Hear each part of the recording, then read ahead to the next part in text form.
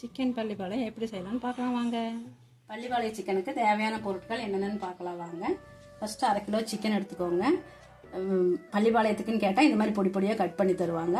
அடுத்தது சின்ன வெங்காயம் 1/4 கிலோ சின்ன வெங்காயம், 10 வரமிளகாய், கொஞ்சம் கருவேப்பிலை, இஞ்சி பூண்டு பேஸ்ட்டு, கரம் மசாலா தூள், கொஞ்சம் சிக்கன் மசாலா தூள், நறுக்கின சின்ன சின்ன பொடி பொடியாக நறுக்கின தேங்காய், மஞ்சத்தூள், மல்லித்தூள், மிளகாத்தூள், தேங்காய் எண்ணெய் தான் கண்டிப்பாக செய்யணும், அப்போ தான் டேஸ்ட் நல்லாயிருக்கும். தேங்காய் எண்ணெய் ஒரு 4 ஸ்பூன் ஊற்றிக்கலாம். எண்ணெய் காஞ்சதுக்கப்புறம் கொஞ்சம் கடுகு பருப்பு போட்டுக்கோங்க, கொஞ்சம் சோம்பு போட்டுக்கோங்க. சோம்பு போட்டு வெடிச்சதுக்கப்புறம் வெங்காயம், மிளகாய், கருவேப்பிலை எல்லாத்தையும் போட்டு நல்லா வணக்கிக்கோங்க. நல்லா கொஞ்சம் சிவப்பாக வறுக்கணும். நல்லா சிவப்பாக வறுத்துக்கோங்க.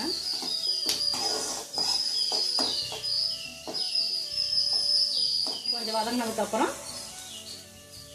1/2 ஸ்பூன் இஞ்சி பூண்டு பேஸ்ட் போட்டுக்கோங்க.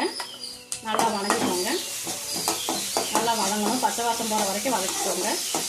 கொஞ்சம் வதங்கிடுச்சு. அதுக்கப்புறம் மிளகாத்தூள் 1/2 ஸ்பூன்,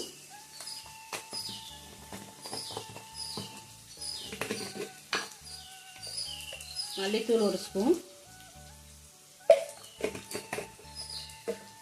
சிக்கன் மசாலா கொஞ்சம், கரம் மசாலா கொஞ்சம்,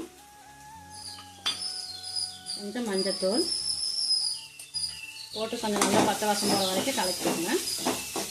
மசாலா கொஞ்சம் நல்லா வதங்கிடுச்சு. அதுக்கப்புறம் நம்ம கட் பண்ண சிக்கனை இதில் போடுறோம். போட்டு கொஞ்சம் வதக்கிக்கோங்க. வதங்கினதுக்கப்புறம் அது தேவையான அளவு உப்பு போட்டுருங்க. போட்டுட்டு கொஞ்சம் லைட்டாக தண்ணி கொஞ்சமாக போடு தண்ணி தெளிச்சு விட்டு அப்படியே மூடி வச்சுருங்க.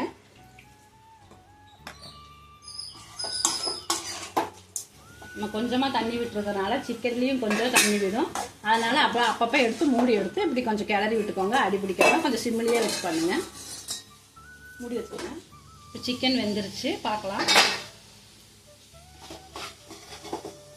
வெந்துருச்சு. கொத்தமல்லி இப்போ நம்ம கட் பண்ணி வச்ச தேங்காயும் கொத்தமல்லி தலையும் போட்டு பெரட்டி இறக்கிடலாம். பள்ளிப்பாளைய சிக்கன் ரெடி ஆயிடுச்சு. வாங்க சாப்பிட்லாம். இந்த ரெசிபி பிடிச்சிருந்ததுன்னா லைக் பண்ணுங்கள், சப்ஸ்கிரைப் பண்ணுங்கள். வேறு ஏதாவது ரெசிபி வேணும்னா கமெண்ட் பண்ணுங்கள்.